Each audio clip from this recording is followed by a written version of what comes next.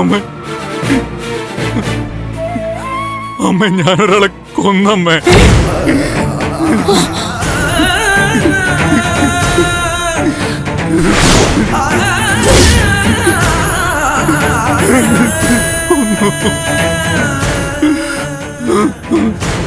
ഞാൻ കൊന്നതാ നന്ദ.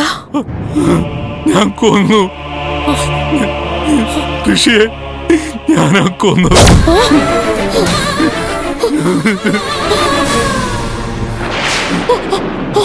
അമ്മേ അമ്മേ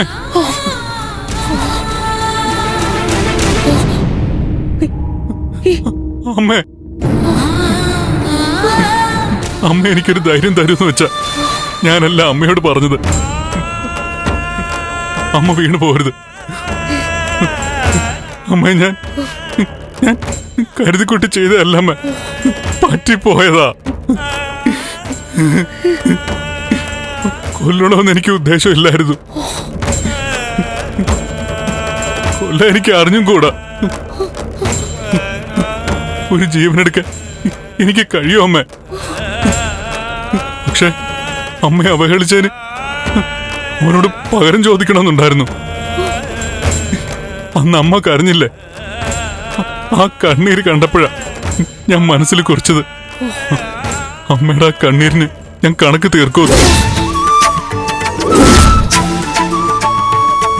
അമ്മ നേരത്തെ പറഞ്ഞല്ലോ ഞാൻ കരയുമ്പോ എന്തുകൊണ്ടാന്നറിയാന്ന്.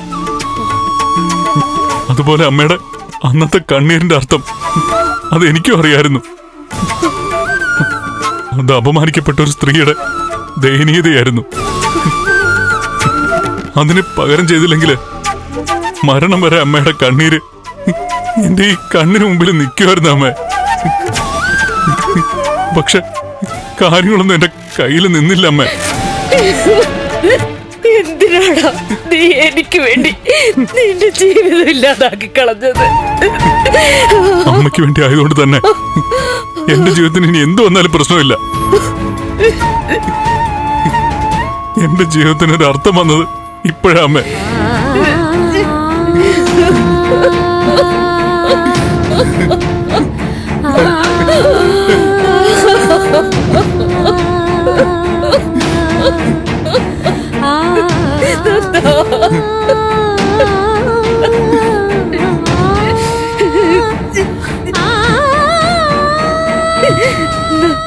മോനെ, ഞാൻ ഋഷിയെ കാണുമ്പോ കെവിനും എന്റെ കൂടെ ഉണ്ടായിരുന്നു.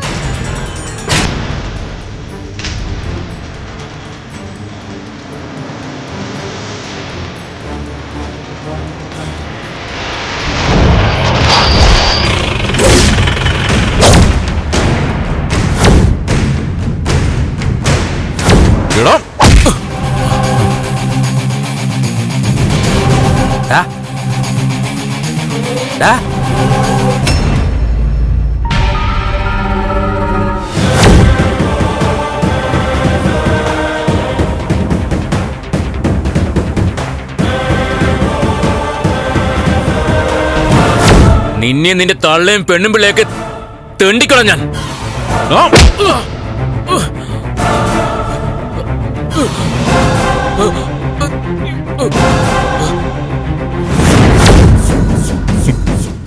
അമ്മ അന്ന് ഡിവൈഎസ്പിയോട് വന്നത് ദേവിക വിളിച്ചതുകൊണ്ടായിരുന്നില്ല. എന്നെ അദ്ദേഹത്തിന്റെ ഓഫീസിലേക്ക് ചെല്ലാൻ പറയാനായിരുന്നു. ചോദ്യം ചെയ്യാൻ.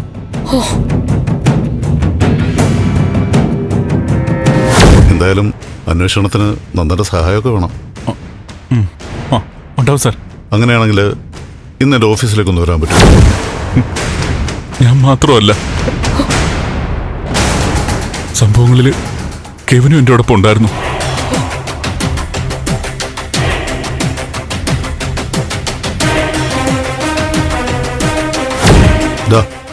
കണ്ടു നോക്ക്, നല്ല ഫിലിമാണ്.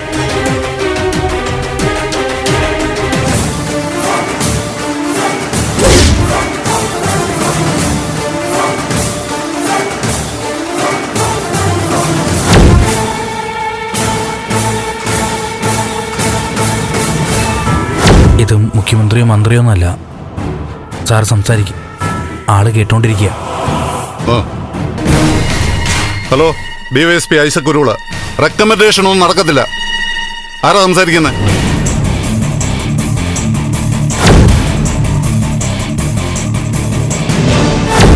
സാർ പോ, അവനെ വിളിച്ചോളൂ പോ.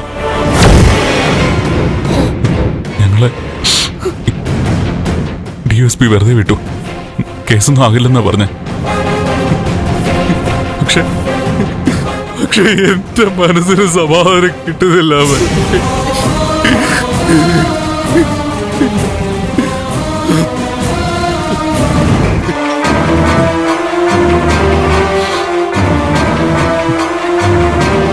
മോനെ വേണ്ട, എന്റെ കയ്യിൽ രക്തക്കറയുണ്ട്.